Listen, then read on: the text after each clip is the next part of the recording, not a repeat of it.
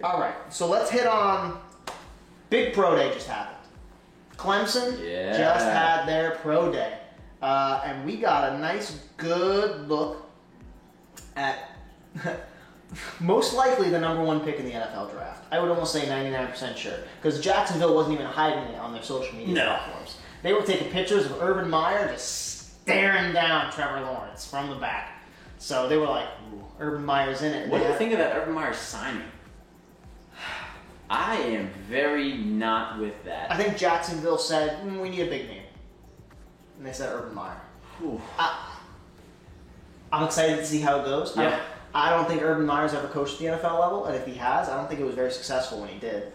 I don't recall if he did or not. I don't think so. So I'm excited to see how he does. That team is going to have a lot of young players, and that's what he's been used to in the college level. So hopefully that transitions well, but hopefully he doesn't keep them in college. He pushes them forward into the pros. But I definitely think it's interesting. I'm curious to see how it goes. I'm very curious because it's either going to crash and burn or it's going to go well. There's going to be no in between with that, you know. And I think the big thing that makes me nervous is that a place like Jacksonville needs something stable. It's been very unstable ever since they got to the AFC Championship game against New England. Ever since that point, it's been the most unsteady, rocky ship you could ever see. Even when they made it to the championship, it was very like, okay. Yeah. and they continue to compound that problem. Right? Like, I think the one thing in the NFL is if you can find stability somewhere, that's a foundation you can build off of. And the Jacksonville Jaguars have no foundation, period. And I think hopefully with this number one overall pick, they might have just gotten their whole foundation their cornerstone in one pick. Right. Because he is the best quarterback prospect since Andrew Luck, I would say. Yeah. An absolute phenomenal He's a stud. athlete, thrower of the football. But I will say, when I was watching him throw during that pro day, granted, he's dealing with a left shoulder issue, which he is having surgery on, which will push, I believe, 6 to 8 weeks until he can throw a football again, and then he'll be ready to full on be in whatever training camp he's in. Right. By June, July-ish. Which should be okay. Which should be this season. Yeah. Right. A few of those throws were concerning to me. Yeah. Because everything looks nice when the guy's wide open and there's no one covering him.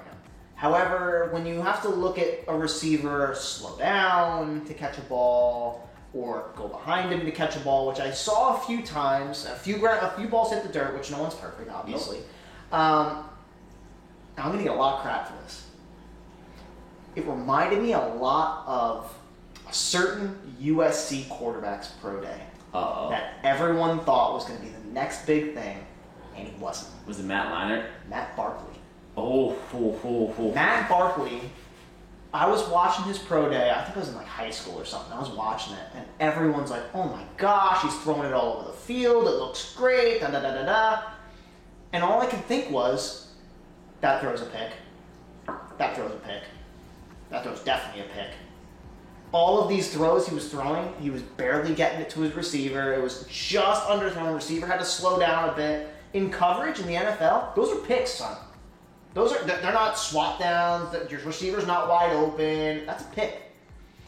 I'm not saying that's who Trevor Lawrence is, and I'm not saying but everyone seemed to love his pro day. Everyone seemed to love it. I did not. I'm very difficult to impress when a guy is in shorts throwing to wide open receivers. Right.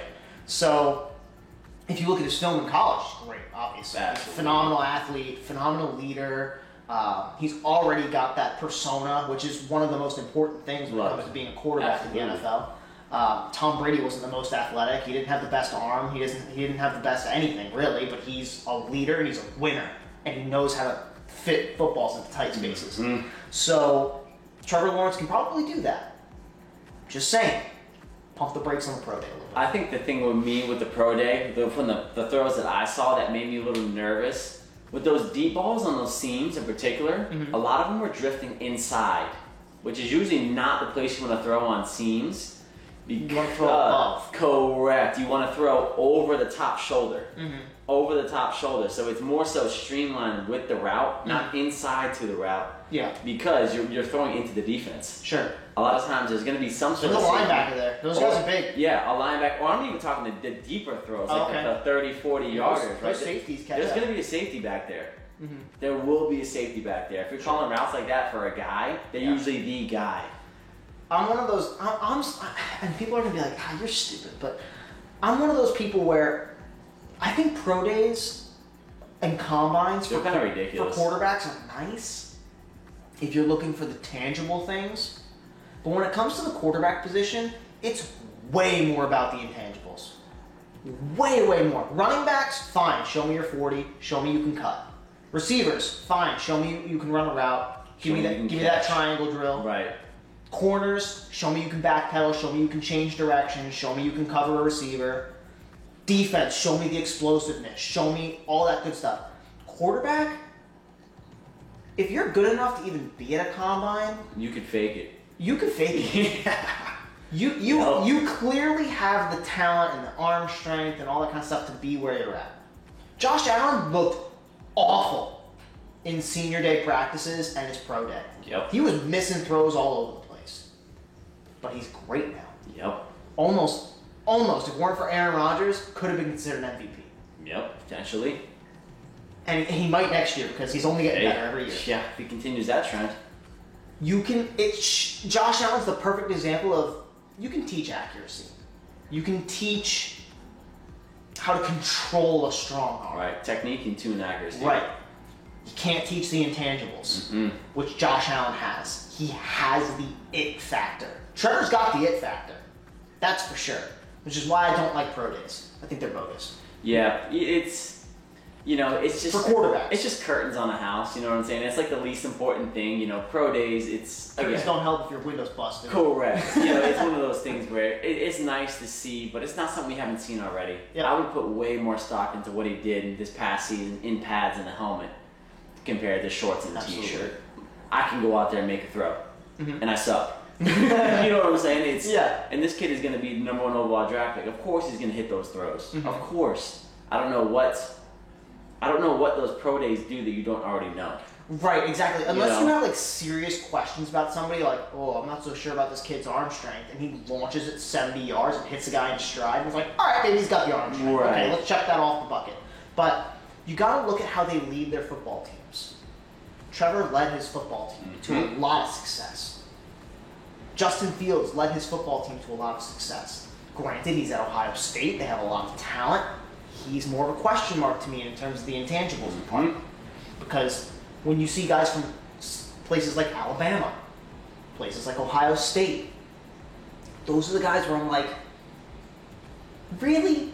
Like, you had so much talent surrounding you the whole time. I think that's why we haven't seen a very successful Ohio State quarterback. Or Alabama. Or a very successful Alabama quarterback. Mac Jones, not sold. Sorry. He might go to the Patriots, too. Justin Fields, not sold. Sorry. I wouldn't pick him in the top 10. Now a guy like Trey Lance. See, that's intriguing to me. Because he's a guy who's dynamic and has led his team to a lot of success. And is from nobody's school. That's interesting to me. Very, very interesting. Zach Wilson from BYU. See, now that's interesting. Yep. He's the kind of guy where everyone could be talking about Trevor Lawrence, and then Zach Wilson will come in and be like, just kidding, I'm the best quarterback in this draft. And I would not be surprised at all. That's possible. That is very possible. I'm curious to see what this draft looks like when this all goes down. That's what I'm curious to see. I want to see where people go. I want to see where somebody like a Trevor Lawrence goes, where Zach Wilson goes, where Trey Lance goes, right? I'm curious to see if Justin Fields, where all these people go, right? Where did Devontae Smith go? The Heisman winner. I'm curious. Where does that running back from Alabama go? Whew. This is a nasty Imagine draft. Devontae Smith back with Tua. That's what he's projected to go. Yeah. Because they have the 3rd and the 5th pick. Miami does this year. So I think with the 5th pick, they were thinking about taking. Oh no, maybe it's 3rd and 18 or something like that. Because they almost made the playoffs, so I think they're like the 18th pick. They do have the 3rd pick from the Texans. Okay, but they have the 18th pick somewhere. So I think maybe they're thinking 3rd pick might be that wide receiver, Devontae Smith. I don't know though. That'd be very exciting. We're gonna see. We might have to do a little super special there. Super special. Okay, let's see.